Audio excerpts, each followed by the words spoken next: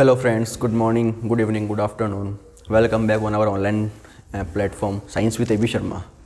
Friends, कल अपन ने कंप्लीट कर लिया था उत्तल दर्पण और समतल दर्पण। काफ़ी अजीब टॉपिक था अवतल दर्पण के कंपेयर में। अपन ने कल वो कंप्लीट दर्पण अपने पूरे हो चुके थे। आज अपन एक बहुत इंपॉर्टेंट टॉपिक देखने वाले हैं जिसका नाम है अपवर्तन।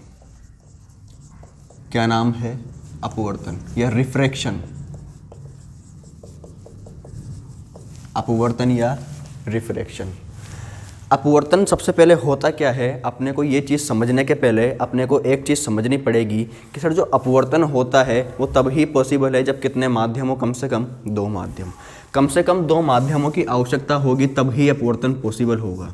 कितने माध्यम सर? दो माध्यम। वो दो माध्यम कौन कौन से हैं? एक तो होगा सघन या डेंजर और दूसरा होगा विरल या रेरल। अगर दो माध्यम कम से कम सघन और एक विरल माध्यम उपस्थित है तो ही अपवर्तन की जो घटना है वो संभव हो पाएगी। क्लियर है फ्रेंड्स? अपवर्तन किसे कहते हैं? सबसे पहले अपने को ये समझने के लिए क्या समझना पड़ेगा, इसके लिए कम से कम दो माध्यमों की आवश्यकता होती है, एक तो सघन और एक विरल। अपन अब समझते हैं अपवर्तन होता क्या है। जैसे मान लो कि कोई प्रकाश की किरण है, वो कहाँ से आ रही है? निर्वात से आ रही है। कहाँ से आ रही है? निर्वात से आ रही है। वो जैसे ही मैंने जब पहला जो आपको वीडियो पढ़ाया था उसके अंदर भी ये चीज़ समझाई थी। अगर कोई किरण सघन माध्यम से विरल माध्यम में आ रही है या फिर कोई किरण विरल माध्यम से सघन माध्यम में आ रही है तो इसके जो दो कॉन्सेप्ट होंगे, वो दो कंडीशंस होगी, वो अपन पहले देखते हैं। अगर मान लो कि कोई प्रकाश की किरण है, ये कहाँ से आ रही है? हवा से आ रही है। कहाँ से आ रही है सर? हवा से आ रही है। और ये नीचे कौन सा माध्यम है? ये है पानी। ये क्या है? पानी। और ये क्या है? हवा। अब बताओ इनमें सघन कौन सा है और विरल कौन सा है? इनमें सघन कौन सा है और विरल कौन सा है? तो सर हवा जो है वो विरल है। हवा जो है वो विरल है और पानी जो है वो कैसा है? सघन है। अपन ने ये कैसे कंपेयर किया? अपन ने ये कैसे बताया कि ये तो सघन है और ये विरल है? तो इसको कंपेयर करने का सीधा सा तरीका है, जिसके अंदर कण दूर दूर होते हैं वो तो होता है विरल, और जिसके अंदर जो कण होते हैं वो पास पास में होते हैं इसके मुकाबले में तो वो कैसा होता है? सघन। इसके अंदर जो कण है धूल के वो कितने हैं? दूर दूर है। इसके अंदर काफ़ी पास है। या इससे भी कंपेयर कर सकते हैं कि अपने को चलने में किस में आसानी हो रही है। अपने को हवा में चलने में आसानी हो रही है, पानी में चलने में आसानी हो रही है। अपने को हवा में चलने में आसानी हो रही है। तो विरल कौन सा है? हवा वाला। सघन कौन सा है? पानी वाला। ये प्रकाश की किरण है, ये कहाँ से आ रही है? सूर्य से। कहाँ पे आ गई? इस सतह तक आ गई। ये क्या है? अभिलंब। ये क्या है? अभिलंब। अब बताओ प्रकाश की चाल बढ़ेगी या घटेगी? अब प्रकाश की चाल सर क्या होगी? कम होगी। कम होगी तो ये अभिलंब की ओर झुक जाएगा। कम होगी तो ये अभिलंब की ओर झुक जाएगा। ये जो कोण है वो है कोण आई और ये जो कोण है वो है कोण आर। ये तो है आपतन कोण और ये है अपवर्तन कोण। ये तो है आपतन कोण और ये है अपवर्तन कोण। कौन सा कोण? अपवर्तन कोण। कोण आई और कोण आर। यहाँ पे ये परावर्तन कोण नहीं है। परावर्तन कोण कब आएगा? जब परावर्तन के अपन बारे में पढ़ेंगे। अभी अपन किसके बारे में पढ़ रहे हैं? अपवर्तन के बारे में। तो ये कौन सा कोण है? कोण आर सर अपवर्तन कोण है। क्लियर है? समझ में आई इतनी बात? अब देखो, इसको देखने के बाद में अपन अपवर्तन की परिभाषा लिख सकते हैं। इसको समझने के बाद में अपन एक अपवर्तन की परिभाषा लिख सकते हैं और अपन ये बोल सकते हैं कि सर कोई प्रकाश की किरण है, वो आ रही है और जैसे ही ये किसी दूसरे माध्यम में प्रवेश कर रही है इसकी चाल और दिशा में परिवर्तन हो रहा है। क्या हो रहा है सर? इसकी चाल और दिशा में परिवर्तन हो रहा है। तो अपवर्तन की परिभाषा क्या होती है? जब कोई प्रकाश की किरण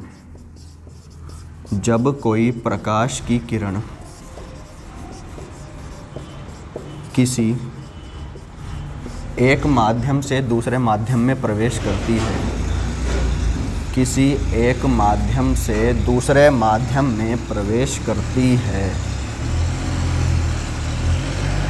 जब प्रकाश की कोई किरण किसी एक माध्यम से दूसरे माध्यम में प्रवेश करती है तो उसकी चाल व दिशा में परिवर्तन हो जाता है।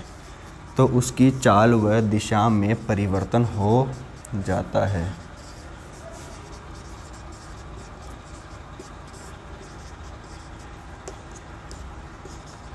क्या है सर अपवर्तन की परिभाषा? अगर जब कोई प्रकाश की किरण है वो किसी एक माध्यम से दूसरे माध्यम में प्रवेश करती है तो उसकी चाल और दिशा में परिवर्तन हो जाता है। ये क्या है सर? अपवर्तन की परिभाषा है। ये अपवर्तन सिर्फ इतना ही है, यहाँ पे ये कंप्लीट। देखो चाल व दिशा में परिवर्तन हो रहा है या नहीं हो रहा। यहाँ पे जो प्रकाश की चाल है वो तेज है। निर्वात में प्रकाश की चाल कितनी होती है? 3 × 10⁸ मीटर पर सेकंड। ये किस में होती है? निर्वात में। किसने ज्ञात की थी? रोमर ने ज्ञात की थी। यहाँ पे तो प्रकाश की चाल जो है वो ज़्यादा है, लेकिन इसके अंदर जो कण है वो काफ़ी दूर दूर थे। यहाँ पे तो अब यहाँ पे पानी के अंदर जो कण है वो काफ़ी पास पास है। इसके कंपेयर में तो काफ़ी पास पास है। अगर यहाँ पे पास पास है तो प्रकाश की चाल जो है वो 3 × 10⁸ मीटर पर सेकंड से कुछ हद तक कम हो जाएगी। क्या हो जाएगी? कुछ हद तक कम हो जाएगी। क्लियर है फ्रेंड्स? समझ में आई इतनी बात? प्रकाश की चाल में परिवर्तन हो रहा है।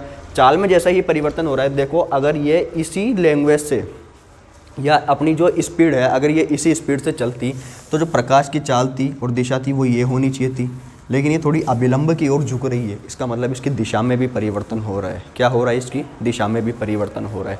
तो चाल और दिशा दोनों के अंदर परिवर्तन हो रहा है। अपवर्तन के अंदर क्या है सर? अपवर्तन के अंदर 2 माध्यमों की आवश्यकता होती है, एक तो सघन और एक विरल। प्रकाश का जो गुण होता है वो ये होता है कि प्रकाश एक सीधी रेखा में गमन करता है। प्रकाश जो होता है वो एक सीधी रेखा में गमन करता है, लेकिन अपवर्तन के केस में ऐसा नहीं है। प्रकाश एक सीधी रेखा में गमन कर रहा था, लेकिन जैसे ही ये किसी दूसरे माध्यम में प्रवेश कर रहा है, इसकी चाल और दिशा में परिवर्तन हो रहा है। क्या हो रहा है सर? चाल और दिशा में परिवर्तन हो रहा है। तो अपवर्तन का गुण समझ में आ गया। अब इसके बाद में अपवर्तन से तो क्वेश्चन सिर्फ यही उठता है कि अपवर्तन की कंडीशन में प्रकाश पर क्या फ़र्क पड़ता है। उसकी चाल में परिवर्तन होता है, उसकी दिशा में परिवर्तन होता है, उसकी चाल और दिशा दोनों में परिवर्तन होता है, या फिर डी नन ऑफ दिस, किसी में परिवर्तन नहीं होता है। तो सर इसकी चाल और दिशा दोनों में परिवर्तन होता है। क्लियर है फ्रेंड्स? समझ में आया? इसके बाद में इसके जस्ट बाद में इसके जो सबसे मोस्ट इम्पोर्टेंट जो होता है वहाँ से क्वेश्चंस आते हैं, वो है इसके एग्जाम्पल्स। अपवर्तन के जो एग्जाम्पल्स है हमेशा इसी से क्वेश्चंस उठ के आते हैं। इसके अंदर कुछ मोस्ट इम्पोर्टेंट एग्जाम्पल्स है। पहला देखो, तारों का टिमटिमाना। तारों का टिमटिमाना। अपने जो अपन देखते हैं रात को अपने आसमान में तारे टिमटिमाते हैं, वो किसके कारण संभव हो पाता है? उसके अंदर एक घटना होती है अपवर्तन की। कौन सी होती है? अपवर्तन की। इसी अपवर्तन के कारण कैसे होते हैं? तारे टिमटिमाते हैं। कैसे होते हैं सर? तारे टिमटिमाते हैं। दूसरा एग्जाम्पल समझने के पहले आप एक लाइन ढंग से समझिए। अगर मैं कहूँ कि जो कोई वस्तु होती है, अपने को वो एक्चुअल स्थिति उसकी ना दिखकर वो थोड़ी ऊपर उठी हुई दिखाई देती है। उसकी जो एक्चुअल वस्तु है उसकी जो एक्चुअल कंडीशन है अपने को वो तो नहीं दिखाई देती है, लेकिन उसकी अवस्था में थोड़ा सा परिवर्तन हो जाता है, वो थोड़ी सी ऊपर उठी हुई दिखाई देती है। वो किसके कारण संभव हो पाता है सर? वो सिर्फ अपवर्तन के कारण संभव हो पाता है। किसके कारण संभव हो पाता है? वो अपवर्तन के कारण संभव हो पाता है। वो उसका एक एग्जाम्पल अपन देखते हैं। जैसे पानी में डूबे हुए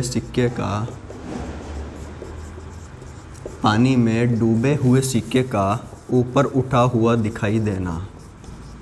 पानी में डूबे हुए सिक्के का ऊपर उठा हुआ दिखाई देना।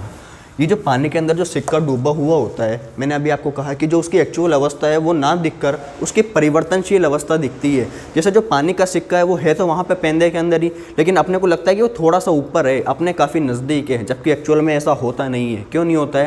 क्योंकि उसके अंदर एक घटना वापस से काम कर जाती है। वो कौन सी कर जाती है? अपवर्तन की काम कर जाती है। इसी अपवर्तन के कारण जो पानी का जो सिक्का होता है अपने को वो पानी के अंदर थोड़ा सा ऊपर उठा हुआ दिखाई देता है। इसके बाद में एक एग्जाम्पल और देखो आप। पानी में जो छड़ डूबी हुई होती है, पानी में डूबी हुई छड़ का मुड़ा हुआ दिखाई देना।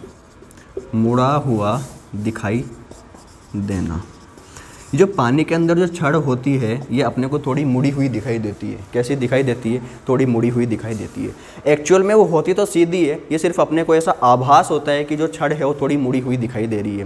वो किसके कारण दिखाई दे रही है? वो अपवर्तन के कारण दिखाई दे रही है। किसके कारण दिखाई दे रही है? अपवर्तन के कारण दिखाई दे रही है। ठीक एक ऐसा ही एग्जाम्पल है। पानी के अंदर जो मछली डूबी होती है, पानी के अंदर जो मछली होती है वो लगता है कि थोड़ी ऊपर है, जबकि एक्चुअल में थोड़ी अंदर की तरफ होती है। लेकिन वो ऊपर उठी हुई किसके कारण दिखाई दे रही है? वो उठी हुई ऊपर अपवर्तन के कारण दिखाई दे रही है। किसके कारण दिखाई दे रही है? अपवर्तन के कारण। लिख लीजिएगा एग्जाम्पल ये वाला। साथ साथ नोट्स ज़रूर बनाया करो। अगर नोट्स बनाओगे तो फिर वीडियो आपका जो होगा, अभी तो ये आधे घंटे का होगा, सिर्फ मुश्किल से आप उसको 8 से 10 मिनट के अंदर अंदर रिवाइज कंप्लीटली कर लोगे। क्लियर है फ्रेंड्स? तो नोट्स ज़रूर साथ साथ बनाया करो, स्क्रीनशॉट मत लिया करो, क्योंकि मोबाइल के अंदर अगर स्क्रीनशॉट लेते हैं तो दोबारा उसको कोई पढ़ते नहीं है। हम भी कल ले लिया करते थे वो फ़ोटो में, फिर जब कोई फ़ोटो डिलीट करने की बारी आती है ना तो सबसे पहले एजुकेशन वाले डिलीट होते हैं। तो इसलिए स्क्रीनशॉट मत लिया करो, नोटबुक के अंदर लिख दिया करो। तो फ्रेंड्स, पानी के अंदर जो छड़ डूबी हुई होती है ये कैसी दिखाई देती है? ऊपर उठी हुई दिखाई देती है। 4th नंबर का एग्जाम्पल लिखो। पानी के अंदर जो मछलियाँ होती है वो अपने को थोड़ी ऊपर उठी हुई दिखाई देती है। जो तैरती है ना वो थोड़ी ऊपर की तरफ तैरती हुई दिखाई देती है। वो किसके कारण संभव हो पाता है? अपवर्तन के कारण संभव हो पाता है। इसके बाद में जो 4था एग्जाम्पल है या 5वां एग्जाम्पल है वो काफ़ी इंपॉर्टेंट एग्जाम्पल है और एग्ज़ाम के अंदर क्वेश्चन हमेशा यही आता है। अगर अपवर्तन के केस में अभी तक क्वेश्चन आया है, ये भी काफ़ी बार क्वेश्चंस आए हैं, लेकिन ये अगर 3 बार आए हैं तो ये लगभग 10 बार क्वेश्चन आया हुआ है। इसलिए इस एग्जाम्पल को ढंग से याद कर लो। सूर्य उदय के पहले व सूर्योदय के पश्चात भी दिखाई देना। सूर्योदय के पश्चात भी दिखाई देना, ये कैसा गुण है? अपवर्तन का गुण है। ये जो सूर्य है अपने को सूर्य उदय के पहले भी दिखाई देता है और सूर्य उदय के पश्चात भी दिखाई देता है। ये जो सूर्य है ये अपने को उदय होने के पहले भी दिखाई देता है और उसके बाद में भी दिखाई देता है। इसको भी अपन कंप्लीट करेंगे। पहले मैं वापस से आपको एक पुराने एग्जाम्पल जो है वो रिपीट करवा देता हूँ। पहला क्या है? तारों का टिमटिमाना। किसके कारण संभव हो पा रहा है? अपवर्तन के कारण संभव हो पा रहा है। दूसरा क्या है? पानी में डूबे हुए सिक्के का थोड़ा ऊपर उठा हुआ दिखाई देना। तीसरा क्या है? पानी में डूबी हुई छड़ का थोड़ा मुड़ा हुआ दिखाई देना। एग्जाम्पल नंबर 4 क्या है? पानी में तैरती हुई मछलियों का थोड़ा ऊपर की तरफ तैरते हुए दिखाई देना। और 5वां एग्जाम्पल क्या है? सूर्य का सूर्योदय के पहले व सूर्योदय के पश्चात दिखाई देना। अभी आपको मैं ये समझा रहा हूँ कि सूर्य सूर्योदय के पहले और पश्चात भी क्यों दिखाई देता है। सूर्य सूर्योदय के पहले या सूर्योदय के पश्चात भी क्यों दिखाई देता है, अपन सबसे पहले अब इसको समझते हैं। जैसे मान लो कि ये क्या है? कोई पृथ्वी है। ये क्या है? पृथ्वी। अपन यहाँ इस पृथ्वी के ऊपर रहते हैं। ये कोई पृथ्वी है। जैसे मान लो कि अपन इस जगह पर रहते हैं। किस जगह पर रहते हैं? इस जगह पर रहते हैं। तो पृथ्वी के केस में ये एक जो लाइन है वो क्या है? एक हॉरिजॉन्टल लाइन है। इसे अपन क्या बोलेंगे? क्षैतिज। क्या बोलेंगे सर? क्षैतिज। कैसी लाइन है? क्षैतिज। जरूरी नहीं कि क्षैतिज ये ही हो। अगर अपन यहाँ पर रह रहे होते तो अपने लिए क्षैतिज ये होता। अगर अपन यहाँ पर रह रहे होते तो अपने लिए क्षैतिज ये होता। और अगर यहाँ पर रह रहे होते तो अपने लिए क्षैतिज ये होता। क्षैतिज कोई भी हो सकता है, हॉरिजॉन्टल कोई भी हो सकता है, कोई दिक्कत नहीं है। अभी अपने लिए क्या क्षैतिज है? ये वाला है, क्योंकि अपन यहाँ पे रह रहे हैं। माना कि जो सूर्योदय का टाइम है वो कितना है? 6 बजे। कितना है सर? 6 बजे। सूर्य कितने बजे उगता है? माना 6 बजे उगता है। अब जैसे ही सूर्य 6 बजे उगता है तो देखो ये टाइम, ये सूर्य यहाँ पे थोड़ा सा ऊपर आ जाएगा, थोड़ा सा ऊपर आ जाएगा और अपने को ये थोड़ा सा इसका ये ऊपर जो आया हुआ पार्ट है अपने को ये दिखाई देगा। पॉसिबिलिटी है सर। क्यों? क्योंकि सर 6 बजे सूर्य थोड़ा सा उग रहा है, इस क्षैतिज के ऊपर आ गया तो मतलब अपने को सूर्य थोड़ा थोड़ा दिखाई देना स्टार्ट हो जाएगा। लेकिन अभी अपन क्या कर रहे हैं? अपवर्तन पढ़ रहे हैं, तो अपने को टाइम मानना पड़ेगा कि सर अभी 5:55 हो रहे हैं। कितना हो रहा है? 5:55 हो रहे हैं। इसका मतलब सूर्य अभी तक कम्प्लीटली उगा नहीं है। सूरज सिर्फ यहाँ तक ही है। कहाँ तक ही है सर? अभी क्षैतिज के नीचे ही है। अब सूरज अगर अभी क्षैतिज के नीचे है तो देखो अपवर्तन के कारण मैंने अभी आपको पहले एक लाइन बताई थी कि जो उसकी अवस्था होती है उसके अंदर परिवर्तन हो जाता है। उसकी जो मेन एक्चुअल जो अवस्था होती है उसके अंदर क्या हो जाता है? उसके अंदर परिवर्तन हो जाता है और वो अपनी जगह से थोड़ा सा ऊपर उठा हुआ दिखाई देता है। कैसा दिखाई देता है? अपनी जगह से थोड़ा सा ये ऊपर उठा हुआ दिखाई देता है। तो देखो यहाँ पे इसकी एग्जैक्ट जो लोकेशन है वो क्या है? नीचे है। लेकिन अपने को थोड़ा सा कैसा दिखाई देगा सर? ये ऊपर उठा हुआ दिखाई देगा और अपने को सूर्योदय के पहले भी दिखाई देगा। कैसे दिखाई देगा? पहले भी दिखाई देगा। सेम यही कंडीशन है। सूर्य घूम के दोबारा क्षैतिज के नीचे की तरफ आएगा, कंप्लीटली डूब चुका होगा, लेकिन जो क्षैतिज के नीचे जाने के बाद में भी अपने को थोड़ा सा ऊपर उठा हुआ दिखाई देगा। तो ये लाइन प्रूव हो गई कि सूर्य का सूर्योदय के पहले और सूर्योदय के पश्चात भी दिखाई देता है। क्यों दिखाई देता है सर? क्योंकि इसके अंदर एक अपवर्तन की घटना काम करती है। कौन सी घटना काम करती है? अपवर्तन की घटना काम करती है। ये अपवर्तन के कुछ एग्जाम्पल्स थे जो काफ़ी इंपॉर्टेंट एग्जाम्पल्स थे। ये आपके समझ में आ गए होंगे, उम्मीद है। अब इसके बाद में अपन एग्जाम्पल्स के बाद में एक चीज़ देखते हैं, वो है अपवर्तनांक। क्या है सर? अपवर्तनांक। अपन अब सबसे पहले देखते हैं अपवर्तनांक। ये जो अपवर्तनांक होता है इससे अपन इसको अपन किससे डिनोट करते हैं, म्यू से। इसे क्या बोलते हैं, म्यू बोलते हैं। इसे क्या बोलते हैं सर, इसे म्यू। सबसे पहले अपवर्तनांक को समझने के पहले इसका एक सूत्र ध्यान में होना जरूरी है। इसका जो फॉर्मूला होता है वो क्या होता है, म्यू बराबर 1/v, mu proportional to 1/v। क्या होता है, म्यू प्रोपोर्शनल टू 1/v। यहाँ पे v क्या है, प्रकाश की चाल। क्या है सर, v प्रकाश की चाल। और ये म्यू क्या है, यहाँ पे अपवर्तनांक। क्या है, अपवर्तनांक। हालांकि म्यू बराबर साइन आई अपॉन साइन आर भी होता है, म्यू बराबर साइन आई अपॉन साइन आर भी होता है। ये किसका नियम है, स्नेल का नियम है। किसका नियम है सर, ये स्नेल का नियम। म्यू बराबर साइन आई अपॉन साइन आर भी होता है। ये जो अगर इसके अंदर कहने का मतलब ये है कि ये एक दूसरे क्या है, व्युत्क्रमानुपाती है। कैसे है, व्युत्क्रमानुपाती है। अगर म्यू का मान बढ़ेगा, अगर अपवर्तनांक बढ़ेगा तो प्रकाश की चाल घटेगी, और अगर अपवर्तनांक घटेगा तो प्रकाश की चाल बढ़ेगी। अपन यहाँ पे से लिख लेते हैं, अगर अपवर्तनांक बढ़ेगा तो प्रकाश की चाल घटेगी, तो प्रकाश की चाल घटेगी। और अगर अपवर्तनांक घटेगा तो प्रकाश की चाल बढ़ेगी। इसे लिख लीजिए आप, इम्पोर्टेंट लाइन है। और अगर अभी अपन इसी को थोड़ी देर बाद में प्रूव करने वाले हैं।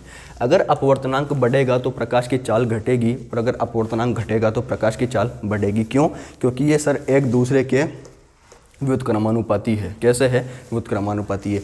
एक बढ़ेगा तो दूसरा अपने आप घट जाएगा, अगर एक बढ़ेगा तो दूसरा अपने आप घट जाएगा, और एक घटेगा तो दूसरा अपने आप बढ़ जाएगा। कैसे हो जाएगा, बढ़ जाएगा। ये दोनों लाइनें मैंने यहाँ पे लिखी है। अब मैं आपको यहाँ पे अपवर्तनांक के केस में, म्यू के केस में कुछ कंडीशंस देता हूँ। अगर अपवर्तनांक का मान अपने पास में 1 आ जाए, अगर अपवर्तनांक 1 से ज़्यादा हो, और अगर अपवर्तनांक 1 से कम हो, तो बताओ इस केस में प्रकाश पर क्या प्रभाव पड़ेगा, या प्रकाश की चाल पर क्या प्रभाव पड़ेगा। अगर अपवर्तनांक का मान 1 से ज़्यादा है, अगर अपवर्तनांक का मान 1 से कम है, और अगर अपवर्तनांक का मान 1 से बराबर है, 1 के बराबर है, तो इसका प्रकाश की चाल पर निम्न में से क्या प्रभाव पड़ेगा। फटाफट से सोचो और बताओ। इन दोनों लाइनों के अंदर इसका आंसर भी है। 2 का तो आंसर है, इस तीसरे का नहीं है। इन दोनों का आंसर फटाफट से देखो और बताओ क्या होगा, क्या फ़र्क पड़ेगा। देखो, अगर अपवर्तनांक ज़्यादा है तो प्रकाश कैसा होगा, कम होगा, और अगर अपवर्तनांक कम है तो प्रकाश कैसा है, प्रकाश की चाल क्या होगी, वृद्धि होगी। यहाँ पे अपवर्तनांक 1 से ज़्यादा है तो प्रकाश की चाल कम होगी, प्रकाश की चाल कम होगी। और यहाँ पे अगर अपवर्तनांक 1 से कम है तो प्रकाश की चाल क्या होगी, बढ़ेगी। कैसी होगी, क्या करेगा सर, ये वृद्धि करेगा। ठीक है। और अगर अपवर्तनांक का मान 1 के बराबर है, अगर अपवर्तनांक का मान 1 के बराबर है तो इसके अंदर इस केस में ध्यान रखना जरूरी है, प्रकाश की चाल ना तो बढ़ेगी और ना घटेगी, ना तो बढ़ेगी और ना ही घटेगी, ना ही घटेगी। प्रकाश की चाल ना तो बढ़ेगी और ना ही घटेगी। इस एक के केस में ज़रूर ध्यान रखना है। इस 2 का तो आप कर लोगे, लेकिन इस तीसरे केस में ज़रूर ध्यान रखना है। एग्जाम के अंदर सीधा क्वेश्चन आएगा, यदि अपवर्तनांक का मान 1 है तो निम्न में से प्रकाश की चाल पर क्या प्रभाव पड़ेगा। ए, प्रकाश की चाल बढ़ेगी, बी, प्रकाश की चाल घटेगी, सी, ना तो बढ़ेगी ना घटेगी, D, none of this. Option number C, प्रकाश की चाल ना तो बढ़ेगी और ना ही घटेगी। इन दोनों के केस के अंदर आएगा, अगर प्रकाश की चाल बढ़ेगी तो अपवर्तनांक पर क्या प्रभाव पड़ेगा, अपवर्तनांक कम हो जाएगा। अगर प्रकाश की चाल घटेगी तो अपवर्तनांक पर क्या प्रभाव पड़ेगा, अपवर्तनांक बढ़ जाएगा। ठीक है, क्लियर है इतना। अब देखो, मैं इसको बात कर रहा था कि अपन इसको प्रूव भी करके देख लेंगे कि घटती है या बढ़ती है। इसको प्रूव कैसे करना है, आप सबसे पहले वापस से ये देखो, ये क्या है, ये पानी है। कौन सा माध्यम है, ये है सर सघन माध्यम। ये कैसा माध्यम है, ये है विरल माध्यम। कैसा माध्यम है, विरल माध्यम। यहाँ से प्रकाश की चाल आ रही है इस तरफ, सघन माध्यम की तरफ प्रकाश की चाल आ रही है। ये क्या है, अभिलंब है। ये इस अभिलंब की ओर झुक जाएगी। क्या करेगी, इस अभिलंब की ओर ये झुक जाएगी। इसके अंदर अपन इजीली बता सकते हैं देख कि ये जो कोण है ये थोड़ा ज़्यादा है और ये जो है वो थोड़ा कम है। ये जो कोण है वो ज़्यादा है और ये कम है। माना कि ये जो साइन आई है, इस आई की वैल्यू अपन मान लेते हैं 45 डिग्री। कितनी डिग्री, 45 डिग्री। और ये जो आर है इसकी अपन वैल्यू मान लेते हैं 30 डिग्री। कितने डिग्री? 30 डिग्री। अपन इसके अंदर अब इसकी वैल्यू रखते हैं sine 45 degree upon sine 30 degree. तो साइन 45 डिग्री की वैल्यू कितनी होती है? 1/2 और 30 की वैल्यू कितनी होती है? 1/√2। ये पलट के थोड़ा ऊपर जाएगा, 1/2 गुणा √2/1 क्या आएगा? √2/1 √2/1 √2/2 2 से √2 कितनी बार कटेगा? √2 बार। इसकी जो वैल्यू होती है वो कितनी होती है? 1.414। कितनी होती है? 1.414। इसकी जो वैल्यू है वो 1 से ज़्यादा आ रही है या कम आ रही है? देख के बताओ, इसकी जो वैल्यू है वो 1 से ज़्यादा है या कम है? इसकी जो वैल्यू है वो 1 से ज़्यादा है। और अगर वैल्यू 1 से ज़्यादा है तो प्रकाश की चाल क्या होगी? कम होगी। क्या होगी? प्रकाश की चाल कम होगी। और यहाँ पे भी क्या हो रहा है? प्रकाश की चाल कम हो रही है। हो रही है या नहीं हो रही है? अपन ने इसे प्रूव किया है। अगर वैल्यू 1 से ज़्यादा है, अपवर्तनांक की जो वैल्यू है, ये जो वैल्यू है वो किसकी है? अपवर्तनांक की। अपन क्या निकाल रहे हैं सर? अपवर्तनांक निकाल रहे हैं। इस अपवर्तनांक की जो वैल्यू है वो 1 से ज़्यादा आ रही है, 1 से ज़्यादा आ रही है। अगर वैल्यू अपवर्तनांक की 1 से ज़्यादा आ रही है तो प्रकाश की चाल पर क्या प्रभाव पड़ेगा? अभी बताया कि अगर अपवर्तनांक ज़्यादा है तो प्रकाश की चाल घटेगी। अगर अपवर्तनांक ज़्यादा है तो प्रकाश की चाल घटेगी। यहाँ पर देखो, ये प्रकाश की चाल घट रही है, अपवर्तनांक क्या है? ज़्यादा है। प्रूव हो गया। ये समझ में आई इतनी बात? क्लियर है। इसके बाद में इसे अपन मिटाते हैं। स्क्रीनशॉट ले लो फटाफट से। ठीक है। प्रकाश का अपवर्तन भी हो गया और अपवर्तनांक भी क्लियर हो गया। अगर अपवर्तनांक ज़्यादा है तो प्रकाश की चाल कम होगी और अगर अपवर्तन कम है तो प्रकाश की चाल ज़्यादा होगी। एक दूसरे के कैसे होते हैं सर? अपोजिट होते हैं। क्लियर है? समझ में आ गई इतनी बात? एक दूसरे के कैसे होते हैं? ये अपोजिट होते हैं। प्रकाश की चाल पे कैसा प्रभाव पड़ेगा? एक दूसरे के ये व्युत्क्रमानुपाती होते हैं। क्लियर है फ्रेंड्स? अब इसके बाद में अपने को एक चीज़ देखनी है फटाफट से। पहले आप एक क्वेश्चन करो। अगर पानी का अपवर्तनांक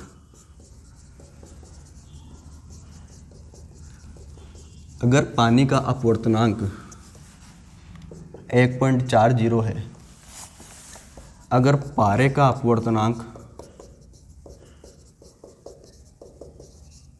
1.5 है और अगर ग्लिसरीन का अपवर्तनांक या ग्लिसरॉन जो होती है उसका अपवर्तनांक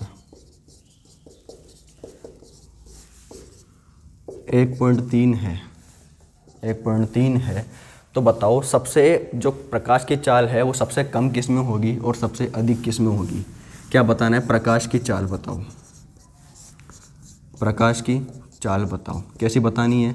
कम भी बतानी है और अधिक भी बतानी है। क्या बतानी है? कम भी बतानी है और अधिक भी बतानी है। फटाफट से क्वेश्चन देखो और इसका आंसर बताओ। मैंने अभी बताया था कि सर जो प्रकाश की चाल है वो कम कब होगी? जब अपवर्तनांक ज़्यादा होगा। कितना होगा? ज़्यादा होगा। सबसे ज़्यादा अपवर्तनांक किसका है? पारे का है।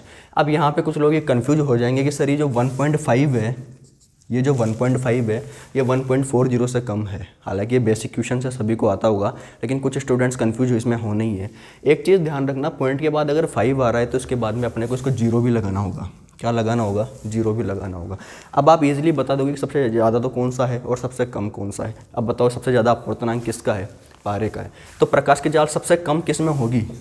पारे में होगी। किस में होगी? पारे में होगी। और अभी अपवर्तनांक सबसे कम किसका है? 1.33 ग्लिसरीन का है। किसका है? ग्लिसरीन का है। तो प्रकाश की जो चाल है वो सबसे कम किस में, अधिक किस में होगी? वो होगी ग्लिसरीन में। किस में होगी सर? ग्लिसरीन में। क्यों होगी? क्योंकि इसके अंदर जो अपवर्तनांक का मान है वो सबसे कम है। क्या है? अपवर्तनांक का मान सबसे कम है। इसके बाद में एक क्वेश्चन और देखो आप। अपवर्तनांक के द्वारा किस भौतिक राशि का पता लगाया जा सकता है? किस भौतिक राशि का पता लगाया जा सकता है?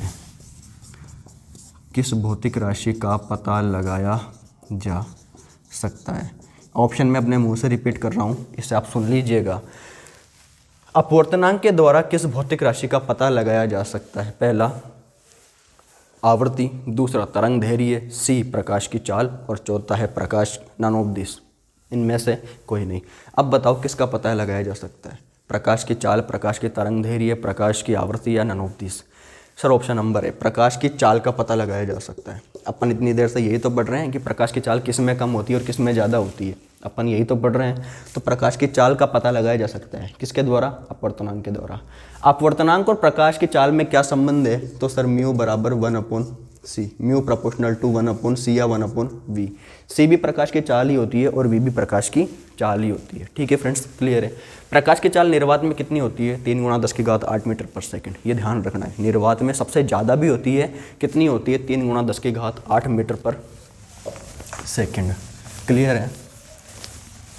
इसके बाद में एक चीज़ ये बताओ, अपवर्तनांक का मात्रक क्या होता है,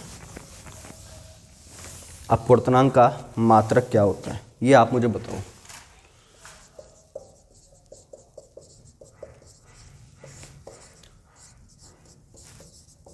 अपवर्तनांक का मात्रक क्या होता है, एंगस्ट्रॉम, मीटर पर सेकंड स्क्वायर या इनमें से कोई नहीं। ऑप्शन में लिख देता हूँ, एंगस्ट्रॉम, मीटर पर सेकंड या मीटर पर सेकंड स्क्वायर या नन ऑफ दिस, इनमें से कोई नहीं। ऑप्शन बताओ क्या होगा। प्रकाश की चाल निम्न और अपवर्तनांक का मात्रक क्या होता है, एंगस्ट्रॉम, मीटर पर सेकंड स्क्वायर और नन ऑफ दिस, इनमें से कोई नहीं। तो सर जो इसका मात्रक होता है वो क्या होता है, नन ऑफ दिस। इनमें प्रकाश का जो अपवर्तनांक होता है उसका कोई मात्रक ही नहीं होता है, ये एक मात्रकहीन राशि है। कैसी राशि है, ये एक मात्रकहीन राशि है। तो अपवर्तनांक का मात्रक क्या होता है, सर इसका कोई मात्रक ही नहीं होता है, ये कैसी राशि है, मात्रकहीन राशि है। इसको अपन प्रूव भी कर सकते हैं। कैसे कर सकते हैं, जैसे साइन आई अपॉन साइन आर, स्नेल के नियम से ही देख लो।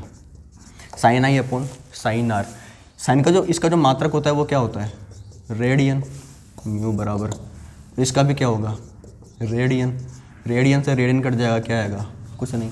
तो अपवर्तनांक का मात्रक कुछ नहीं। इसके बाद में अपन इसे इससे भी देख सकते हैं, mu proportional to 1/v, mu proportional to 1/v। यहाँ पे v क्या है, प्रकाश की चाल है। फिजिक्स के अंदर अब कभी आप पढ़ोगे तो आप ये देखोगे कि अगर जो समानुपाती का चिन्ह है, अगर जो समानुपाती का चिन्ह आता है, इसे अपन बोलते हैं समानुपाती। अगर ये समानुपाती का चिन्ह आता है तो इसको हटाने के लिए हमेशा कांस्टेंट आता है। क्या आता है, कांस्टेंट। इसको इक्वल करने के लिए c/v, ये एक c कांस्टेंट है। क्या है सर, ये c कांस्टेंट है। और c क्या होती है, प्रकाश की चाल होती है। क्या होती है, प्रकाश की चाल होती है। ये तो है पहले माध्यम में प्रकाश की चाल। कौन से माध्यम में, पहले माध्यम में प्रकाश की चाल। और यह है दूसरे माध्यम में प्रकाश की चाल। कौन से माध्यम में, दूसरे माध्यम में प्रकाश की चाल। ये तो है पहले माध्यम में प्रकाश की चाल और यह है दूसरे माध्यम में प्रकाश की चाल।